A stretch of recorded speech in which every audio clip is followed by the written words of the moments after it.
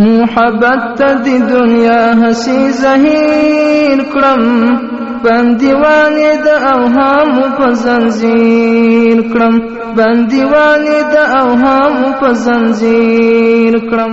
د ژوند لار هسې زهیر کړم، بندیوانې د اوهامو په زنځیر کړم. بسم الله الرحمن الرحيم. الحمد لله رب العالمين حمد الشاكرين، الصلاة والسلام على سيد الأنبياء والمرسلين سيدنا ونبينا وشفيعنا ومولانا محمد وعلى آله وأصحابه الطيبين الطاهرين. قدرمنو اوریدونکو د ژوند د لارې د خپرونې مینوالو، السلام علیکم ورحمة الله وبرکاته. ستاسو روغتیا او خوشحالي د پاک رب نه غواړم، په دې هیله چې د صحت او عافیت جامې پر تن ولرئ او خوشحالي مو په برخه وي. دا د زه محمد یاسین فهیم د ژوند د لارې د خپرونې په وړاندې کولو کې ستاسو په خدمت کې یم. زموږ د نننۍ خپرونې موضوع بیا هم ځانګړې شوې د سود مسائلو ته. په مخکینۍ خپرونه کې ځینې مسائل د سود په هکله تاسو ته وړاندې شول. په نننۍ خپرونه کې هم زه غواړم چې په دې مسئله باندې څه نه څه وضاحت وکړم.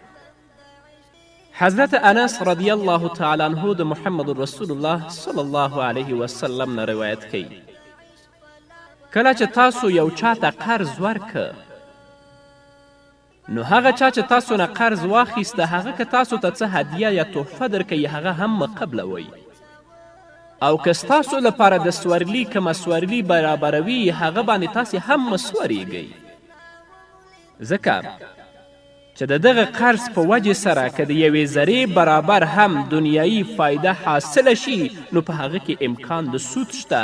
اما که مخکې د دې نه چې تاسو هغه سړي ته قرض ورکوئ، دا معامله ستاسو په منځ کې وه تحفه ورکول، هدیه ورکول، د سورلي البته ورکول، بیا په دې کې باک نشته دی. لکه چې رسول الله فرمایي اذا اقرض احدکم قرضا فاهدى الیه او حمله على الضابة فلا يركبه ولا يقبلها الا ان يكون جرى بينه وبينه قبل ذلك، رواه ابن ماجه.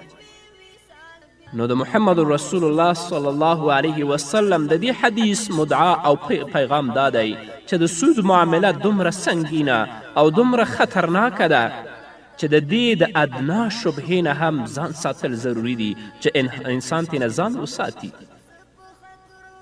هر کله چې یو بنده ته څوک قرض ورکوي، نو د هغه د ډیر پوره احتیاط وکړي چې د دې قرض په وجې سره د یوې ذرې برابر هم دنیوي فایده حاصله نه کړي. نن راشئ تاسې وګورئ چې زموږ حسنه یا زموږ قرضي معاملې څنګه دي، ټولې په سود بنا دي.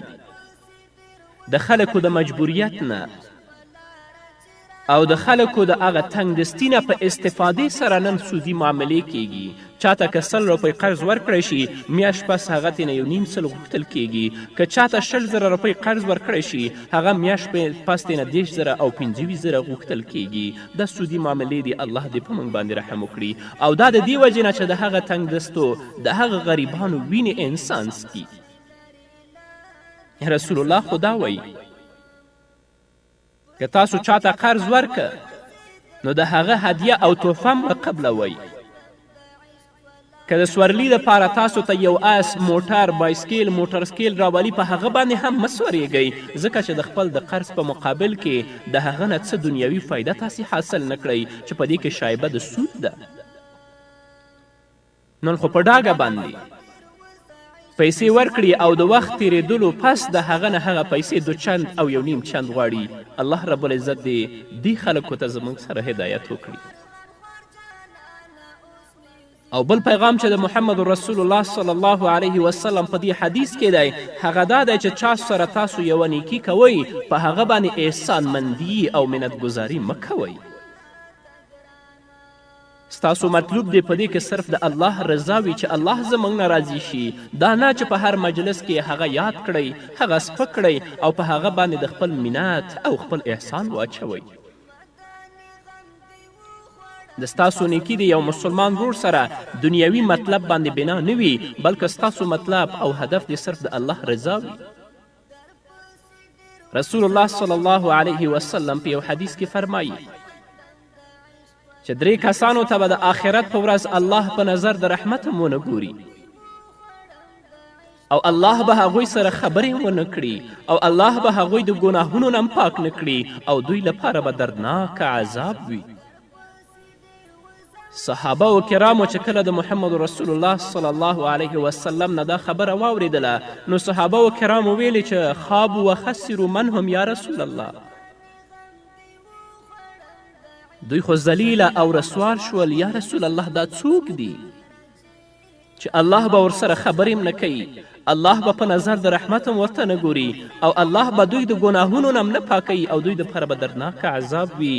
من هم یا رسول الله دا څوک دي؟ رسول الله صلی الله علیه وسلم ورته فرمایي چې یو په دیو کې منان دی. منان هغه چاته ویلی شي چې خپل یو مسلمان رور سره څه نیکي کوي او په هغه باندې بیا مینتداري کوي، په هغه باندې احسان کوي. نه هر احسان او هر نیکی چې یو مسلمان رور سره کوي ستا د هدف او ستا د مطلب په هغه کې صرف د الله رضا وي، دا نه چې په هغه باندې ته مینتداري وکړي. نن زکات هغه چاته ورکوي چې سبا د هغه نه کار اخلي، صدقات هغه چاته ورکوي چې سبا د هغه نه استفاده کوي، دا منت دی.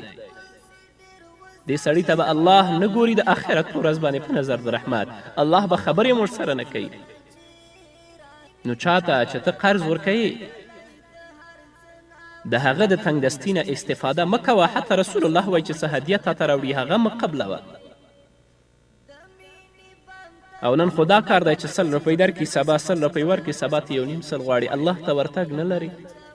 الله به ستا نه پوښتنه نه کوي چې دا د مسکین او د فقیر وینه وڅکله. دویم کس په دې کې رسول الله صلی الله علیه وسلم فرمایي مسبل دی. مسبل هغه چاته ویل کیږي چې د هغه پاینڅې د هغه د پړکیو او د بجلکو نه ښکته وي، دې ته مسبل ویل کیږي. په ځانګړې توګه په مانځه کې رسول الله صلی الله علیه وسلم فرمایي چې د مسبل مونځ الله په خپل دربار کې نه قبلوي. لا یقبل الله الصلاة المسبل. د هغه چا پاینڅې چې د هغه د پړکیو او بجلکو نه ښکته وي د هغه مونځ الله نه قبلوي، ځکه دا د متکبرینو علامه ده او تکبر چې دی دا د الله رضا ده، دا د الله خاصه ده. د متکبر مونځ الله نه قبلوي، د مسبل مونځ الله نه قبلوي او د دې پایله به هم دا وي د متکبر انسان چې کله وفات کیږي د وفات په وخت کې به دې ته د شهادت کلمه نه نصیب کیږي، د دنیا نه به بې ایمانه ځي. نن هغه څوک چې یو څوکۍ کې تر یو حده رسېدلی دی هغه غریب و مسکین اصلا پیژني، هغه سره خبرې هم نه کوي، د هغه کبر و غرور دې حد ته رسېدلی ته الله ته ورتګ لري که نه لري؟ حتی ځینې ورونه زه وینم چې پایڅې د هغو پښو لاندې شړېدلې دي، دومره به احساسه هم نه دي چې خپل پایڅې د خپل پړکیو نه پورته کړي او پتلون خو چې واغوندي د خپل د فیشن لپاره چې زما فیشن خرابه نه شي هغه بالکل نه پورته کوي، په ځانګړې توګه په مانځه کې. نو داسې انسان سره الله خبرې هم نه کوي، الله په نظر د رحمت هم ورته نه ګوري او دیو دپاره به دردناک عذاب هم وي. او دریم کس رسول الله صلی الله علیه وسلم فرمایي چې هغه تجار او هغه دکاندار دی چې په خپل مال باندې د دروغو قسم یادوي.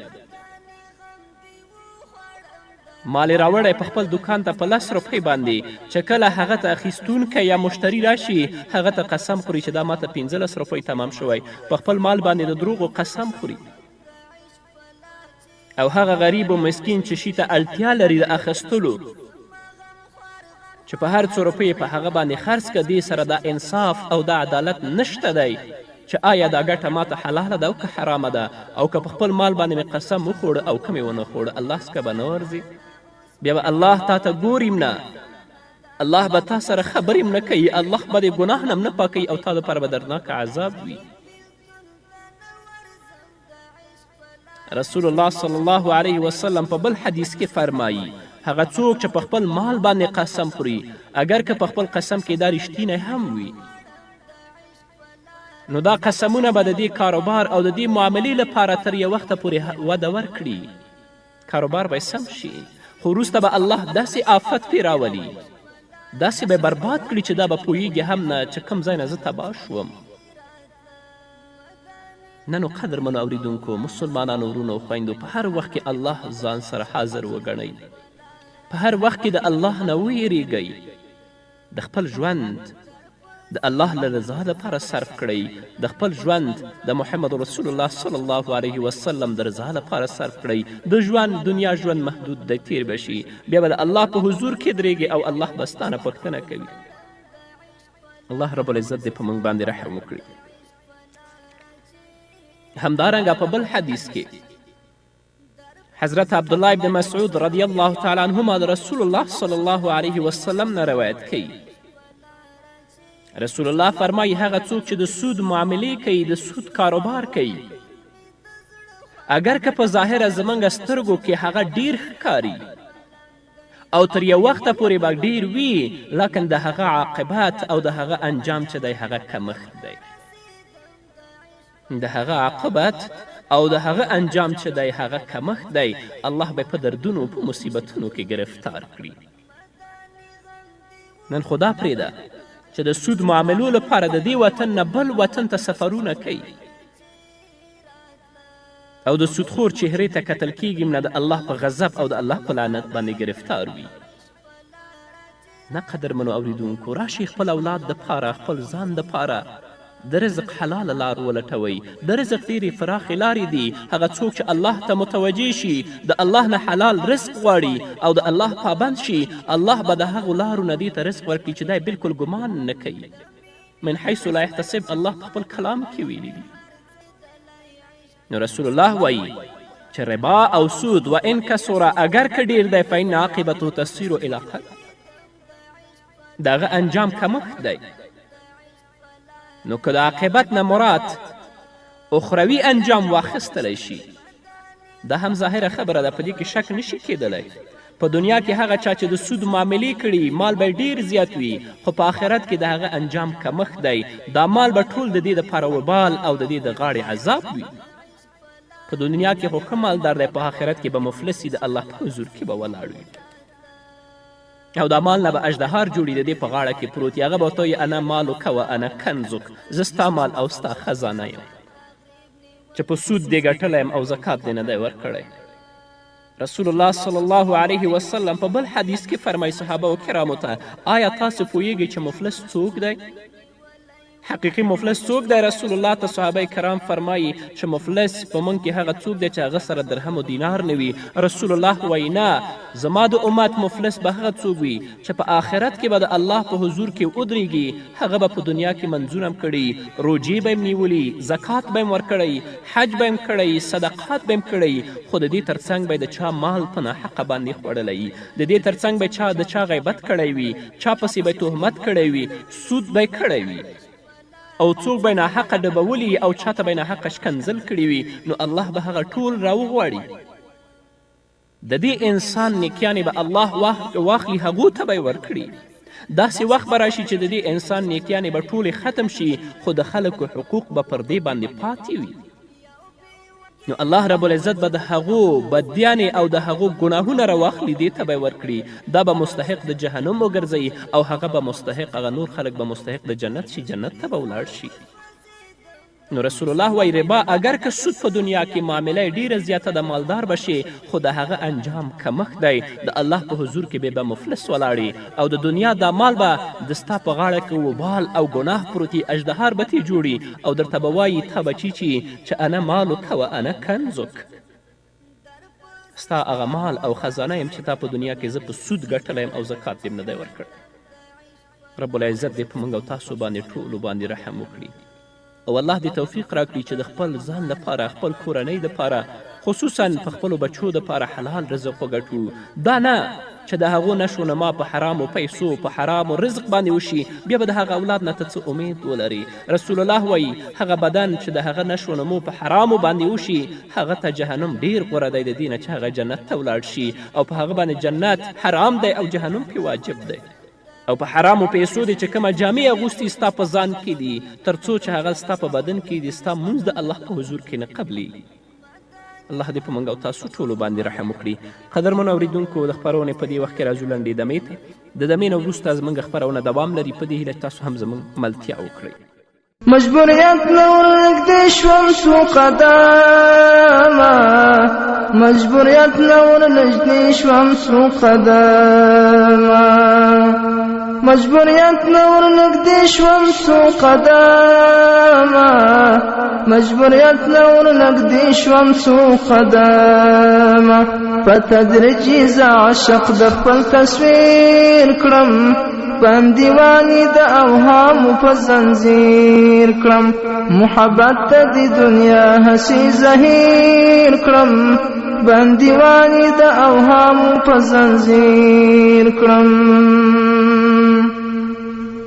قدرمنو اوریدونکو بیا هم زموږ سلامونه او نیکې هیلې ومنئ په دې هیله چې تر دې دمه تاسو زموږ ملتیا کړې وي او که د عاقبتو انجام نه چې کوم رسول الله ویلی دی هغه دنیوي انجام واخیستلی شي دا هم ظاهره خبره ده ځکه هغه انسان چې په دنیا کې د سود په معاملې باندې ډیره دنیا وګټي لکن بیا به هم الله رب العزت په هغه باندې دنیا کې داسې زوال راولي داسې زوال به الله پې راولي لکه څنګه زوال چې الله په قارون باندې راوستی دی. ډیر داسې واقعات شته چې یو سړی د سود په ذریعه باندې خپل دولت ته وده ورکړي ډیر پیسې پیدا کړي او د هغه دولت لکه د قارون دولت جوړ شي نو یا خو به د دې سړي په ژوند کې یا د دې د مرګ نه پس د هغه د اولاد په ژوند کې الله داسې واقعه او داسې حادثه راولي چې د هغه ټول حساب او کتاب او مال به الله تباه کړي. تاسو به هم لیدلی وي د دنیا د ګټلو مقصد او هدف څه دی؟ حقیقي راحت، عزت او احترام. او سودخور انسان به راحت هم نه لري، سودخور انسان به عزت هم نه لري، سودخور انسان به احترام هم نه لري او سودخور انسان به بالکل د رفاه نه محروم وي. هغه په ټولنه کې بې عزته بې احترامه طبقه خلک دي. په کومې ټولنه کې یا په کوم کلي کې چې سودخوره انسان وي هغه تاسو ته به معلوم وي چې د ټولو خلکو په سترګه کې هغه سپک ښکاري، هغه د خلکو په سترګه کې بې عزته ښکاري، هغه د احترام نه محروم دي. نو ځکه رسول الله وایي چې ربا او سود اگر که په دنیا کې و ان کسره اگر که په دنیا کې ډیر مال دی او ډیر زیات مال یې ګټلی خو لیکن د هغه عاقبت کمښت دی ځکه د مال حقیقي مقصد دا دی چې په دنیا کې راحت ژوند وکړي، د عزت ژوند وکړي، د احترام ژوند وکړي، خو سودخور انسان د حقیقي راحت، د عزت او د احترام نه بالکل محرومه دی. د ټولو خلکو په سترګه کې هغه سپک ښکاري او د الله حضور چې دربار ته ورځي هغه به بیل حساب دی چې الله ورسره څه کوي. د یو سودخور انسان که د سود کاروبار په ذریعه باندې هر څومره دولت پیدا کړي خو د دولت د حقیقي لطف او ثمرې نه به هغه همیشه دپاره محرومه وي. ځکه الله وایي یمحق الله الربا و یربي الصدقات. هغه څوک چې د سود معاملې کوي د سود په معاملې به الله د دې ټول مال تباه کړي. هغه څوک چې صدقات کوي زکات ورکوي د خپل مال نه الله به د هغه مال ته وده ورکړي، د هغه مال کې به زیادت راولي. نو قدرمن اوریدونکو راشي دا د سود معاملې پرېږدئ، خپل ځان هم مه تباه کوئ، خپل اولاد هم مه تباه کوئ او د خپل ژوند هم مه تباه کوئ او ځان د خلکو په سترګو کې سپک هم مه ګرځوئ. تاسې د سودخور چیرې ته وګورئ، کتلی شئ ورته د هغه کورنۍ ته وګورئ اولاد به په قسمه قسمه په ډول ډول مصیبتونو کړاوونو دردونو کې گرفتار وي. الله دې په موږ باندې رحم وکړي. همدارنګه حضرت ابي هریره رضی الله تعالی عنه د رسول الله صلی الله علیه وسلم نه روایت کوي چې رسول الله فرمایي لا یأتین علی الناس زمان لا یبقى احد الى آکل الربا فإن لم یأکله اصابه من بخاره ویروى من غباره. رواه احمد و ابو داود و نسائی و ابن ماجه. حضرت ابي هریره رضی الله تعالی عنه د رسول الله نه روایت کوي چې رسول الله وفرمیل چې داسې زمانه به راشي چې هیڅ څوک به باقي نه وي، هیڅ سړی به نه وي مګر سودخور به وي. که دی پخپله سود نه خوري مستقیم خو د سود بخارات او د سود گرد و غبار به په هغه باندې پریوزي. رسول الله صلی الله علیه وسلم د دې حدیث نه مطلب دا دی چې د سود دروازه به دومره عامه او دومره خلاصه شي چې هیڅ څوک به د دې نه محفوظ نه پاتې کیږي. نو د دې وجې نه پکار ده چې هر هغه څوک ایمان والا دي، تقوا والا خلک دي چې په دې باره کې هغه ډیر ویښ او بیداره اوسي او خپل ځان د دې لعنت نه محفوظ وساتي. زموږ زمانه هم دغه زمانه ده. که ته د سود نه ځان ساتي او د دې سود لعنت نه ځان بچ ساتي خو چې د خپل کورنۍ دپاره د خوراکي سامان یا د اغوستلو جامې د یو دوکان نه اخلي نو د هغه دوکاندار کاروبار به یا بل واسطه یا بلا واسطه د سود سره تړلی وي. ډیر مشکل دی. لکه په یو ځنګل کې 100 ونې دي چې په هغه یو کم 100 باندې د هوا وچلیږي او په یوې دې نه چلیږي، دا ډیره مشکله خبره ده. نن زمانه هم دا زمانه د الله نه د محفوظتیا او د خپل د حفاظت دعا غواړي چې الله دې موږ تی بچو ساتي، زموږ کورنۍ دې الله تی بچو ساتي. نن ورځ زموږ په ټولنه کې زموږ په وطن کې یو بانک د سود افتتاح کیږي، یو بانک خلاصیږي او دغه مسلمانان دي چې دې بانکونو ته وده ورکوي یا خو سرمایه نه لري. فقها دا لیکي که تا سره په کورنۍ کې د پیسو ساتلو امکان وي، صرف د ساتنې لپاره چې ته په بانک کې ږدې، هغه بانک چې د سود معاملې کوي هغه سره ته په سود کې شریک چې هیڅ هم ترې نه اخلي، ځکه ستا پیسې دي چې د هغه سود معاملې ته وده ورکوي. او دا خو لا پرېږده چې زموږ نن مسلمانانې خویندې او مسلمانان ورونه په بانکونو کې پیسې ایښي او میاشتنۍ ګټې د هغه نه ترلاسه کوي یا 2 میاشتې پس د هغه نه ګټه ترلاسه کوي. معلوم نه وي چې ستا په پیسو باندې هغه څه کاروبار کوي. یا زموږ هغه ځوانان چې د نن په بانکونو کې هغوی دندې لري، هغوی سره د سود په کاروبار کې مرسته کوي. زموږ فقهاو دا لیکلي که دې ځوان لپاره بل ځای د دندې امکان وي چې د خپل د معاش ذریعه یې وګرځي، دې لپاره کار هلته حرام دی او دا هغه سره په سود کې شریک دی. نو زما توصیه هغه ځوانانو ته چې په سودي بانکونو کې دندې لري کار کوي، دا ده چې ځان دپاره او د خپل کورنۍ دپاره د حلال رزق لاره ولټوئ. په دې هڅه کې اوسئ ځان دپاره بله لاره د رزق پیدا کړئ. او که ته په دې هڅه کې نه خوشحاله چې په بانک کې ماته ډیره پیسه راکوي، د سود معاملو ته وده ورکویم، نو هغه سره ته په سود کې شریک یې. نن که د ستا معاش او د ستا وظیفه اوچته د پیسې ډیرې دي، خو د هغه عاقبت د رسول الله په وینا باندې کمښت دی. په دنیا کې به مفلس په آخرت کې به مفلس وي.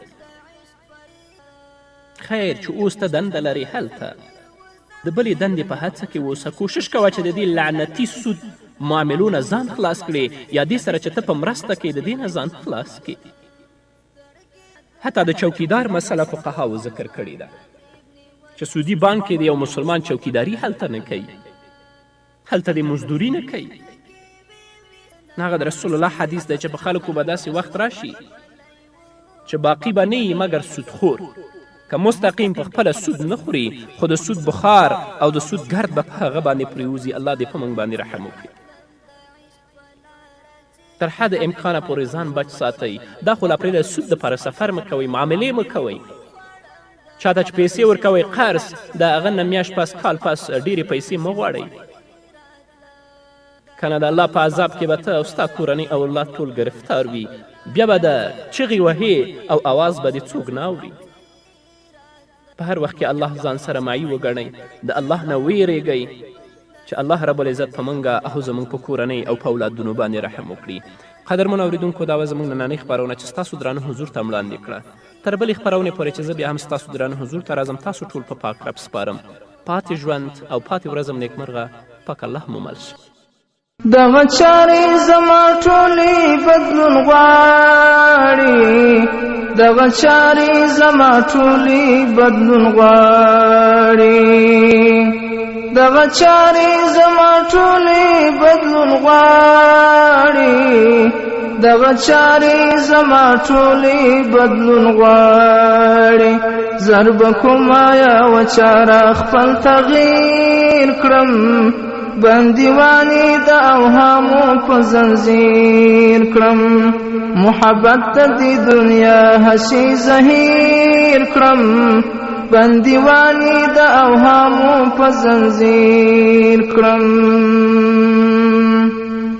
حقیقت کې لقد ما بتالو یم، حقیقت کې لقد ما بتالو یم، په تدبیر باز بدل څنګه تقدیر کړم، بندیوانی د اوهامو په زنځیر کړم، محبت ته د دنیا هسې زهیر کړم، بندیوانی د اوهامو په زنځیر کړم.